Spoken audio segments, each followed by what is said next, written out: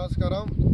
ఇవాళ ఆంధ్రప్రదేశ్ రాష్ట్ర వ్యాప్తంగా టీడీపీ జనసేన అధిష్టానాలు పిలుపు మేరకు ఆంధ్రప్రదేశ్ రాష్ట్ర వ్యాప్తంగా ఇసుక రీచుల్లో జరుగుతున్నటువంటి కుంభకోణాన్ని ఎక్కడైతే ఇసుక రీచులు ఏర్పాటు చేసి ఇసుక రీచుల ద్వారా ఇవాళ ఆంధ్రప్రదేశ్ రాష్ట్ర ప్రభుత్వము వైసీపీ క్యాడర్ అయితేనేమి వైసీపీ వర్గాలు అయితేనేమి కేవలం ఇసుకను వాళ్ళు దోచుకొని వాళ్ళు అదే పని కట్టుకొని ఇవాళ ఈ యొక్క ప్రభుత్వాన్ని అధికారాన్ని అడ్డపెట్టుకొని ఇవాళ ఇసుకే శరణ్యం అన్నట్లు.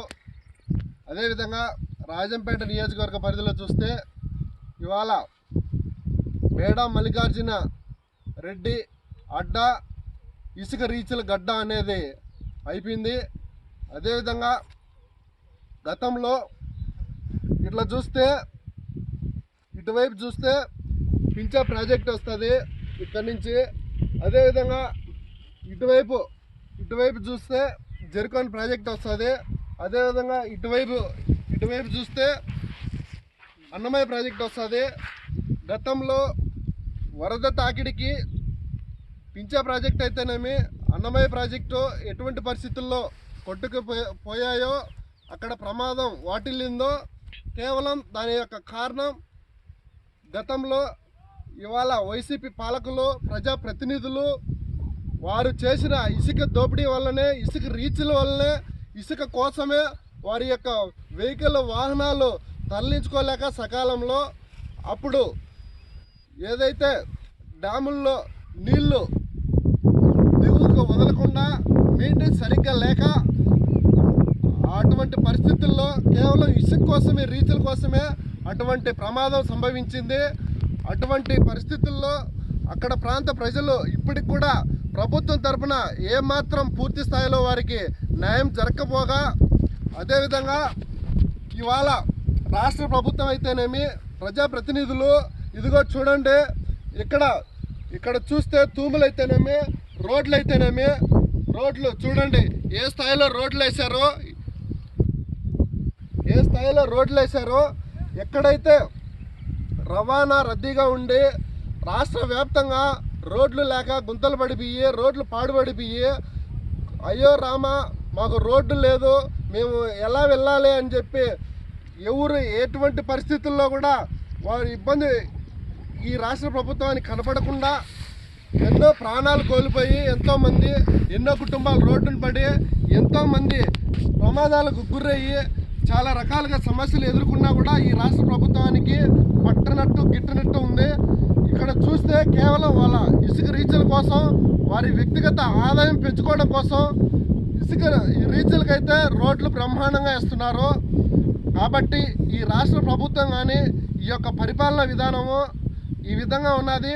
రానున్న ఎలక్షన్లో ఏదైతే టీడీపీ జనసేన ఉమ్మడిగా వస్తున్నారో, ఉమ్మడి ప్రభుత్వం ఏర్పాటు కోసం రాష్ట్ర ప్రజలందరూ కూడా ఒకసారి అవకాశం ఇచ్చినట్లయితే చంద్రబాబు నాయుడు గారి అనుభవం, పవన్ కళ్యాణ్ గారి ఆశయంతో భావితరాల భవిష్యత్తుకు ఆంధ్రప్రదేశ్ రాష్ట్ర అభివృద్ధి కోసం ఏమాత్రం అనుమానం లేకుండా ఆంధ్రప్రదేశ్ రాష్ట్రాన్ని అద్భుతమైన అభివృద్ధి చేస్తారని చెప్పి ఈ సందర్భంగా నేను ప్రతి ఒక్కరికి మనవి చేసుకుంటూ, రానున్న ఎలక్షన్లో ఉమ్మడి ప్రభుత్వ ఏర్పాటు కొరకు ప్రతి ఒక్కరూ మద్దతు తెలపాలని చెప్పి రాష్ట్ర వ్యాప్తంగా పిలుపునిస్తూ, అదేవిధంగా రాజంపేట అసెంబ్లీ అయితేనేమి రాజంపేట పార్లమెంటరీ నియోజకవర్గ పరిధిలో ప్రజలందరూ కూడా ఈసారి మన ప్రభుత్వ ఏర్పాటు కోసము మనకు ఎవరైతే ఎమ్మెల్యేగా, ఎంపీగా ఉమ్మడిగా వస్తారో వాళ్ళని గెలిపించుకోవాల్సిన అవసరం ఎంత ఉంది.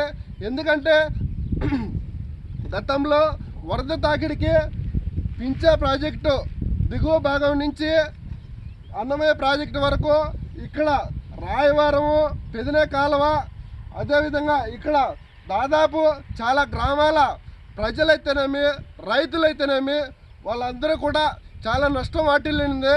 దాదాపు 100,000 ఎకరాలు ఇక్కడ ఇసుక రీచులు ఏర్పాటు చేసి, ఇసుక రీచుల వల్ల నీరంతా ఇటువైపు వచ్చేసి రైతుల యొక్క భూములు, పంట భూములు, పట్టా భూములు మరి కొట్టుకొని పోయి వారి గోడు ఎవరికి చెప్పుకోవాలా వినేవాళ్ళు లేక ఇవాళ రైతన్నలు వారి పట్టకూటు చేత పట్టుకొని నిజంగా వాళ్ళు చాలా ఆవేదనలో చాలా దయనీయ పరిస్థితుల్లో ఉన్నారు. కాబట్టి అటువంటి సమస్యలు ఎంతోమంది రైతులు ఎదుర్కొన్నా అటువంటి పరిస్థితులు వాటిల్నా కూడా ఇవాళ ఈ రాష్ట్ర ప్రభుత్వం కానీ ఈ యొక్క ప్రజాప్రతినిధులు వాళ్ళు పట్టనిట్టు వాళ్ళు కేవలం ఇసుక రీచులు తద్వారా ఆదాయం చూస్తున్నారు తప్ప ఇక్కడ ఎవరైతే ప్రజలు కానీ రైతులు కానీ ఇబ్బంది పడి ఉన్నారో వాళ్ళకు కనీసం పలకరింపు కానీ పరామర్శ కూడా లేకుండా పోయిన పరిస్థితి వాటిల్లింది.